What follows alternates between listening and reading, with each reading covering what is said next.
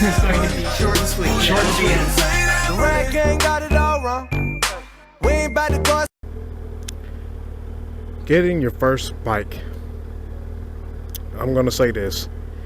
I think that you should get what you originally want. Don't get a 250.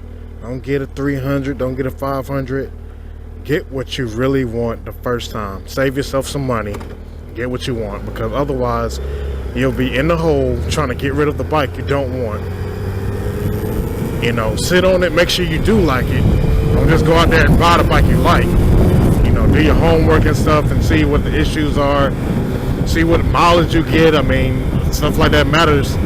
But the biggest thing is just trying to get what you want, because you don't want to end up getting the bike and you sitting there, you got it and you learned on it, and then all of a sudden you're like, well, now I can't freaking sell the bike, and I can't get the bike I really want. Well, if you would have got the first time, you would have been okay. You would have been like, okay, well, because if you crash it, you can fix it. It's replaceable. Everything you can buy. If you damage your bike, you can fix it. It may take time, but at the same time, you can get it fixed. But it's not like sitting there trying to sell the bike and you hate riding the bike and you feel like it's slow and you feel like it's not what you really wanted. You just wanted to learn on it. You put yourself in a hole. If you go ahead and get the bike you really want the first time, if you do not know how to ride, you will learn to ride the bike. Humans have the nature to adapt to things. You will learn to ride it. You're going to have to take it easy, of course, but you will learn to ride it. Now, if you're sitting there trying to get a bike that doesn't even fit you, if you're 4 feet tall and you're trying to get a freaking Gold Wing, then you may have to get something else. But for the most part, get what you really like and learn to ride on that.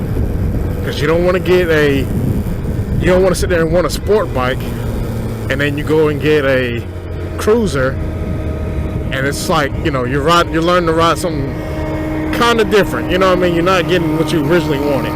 So the ride's going to be different. You may not enjoy it. But yeah. That's something to think about. If you want to really get a bike, get what you really want. That's what it boils down to. I mean, because I have went and got a 600 and I was kind of nervous. I was like, oh man, hope I don't crash the bike. And then I did crash it and I got it replaced. And I got over it. And then I got this bike. Now this is the bike I wanted. If I would have just got this the first time, I would have been okay. I would have been okay. It wouldn't have been no problem for me to get this bike and learn on it the same way I did the 600s.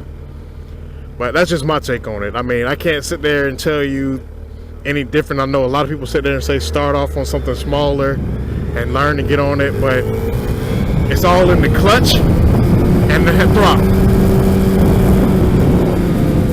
That's all it's about.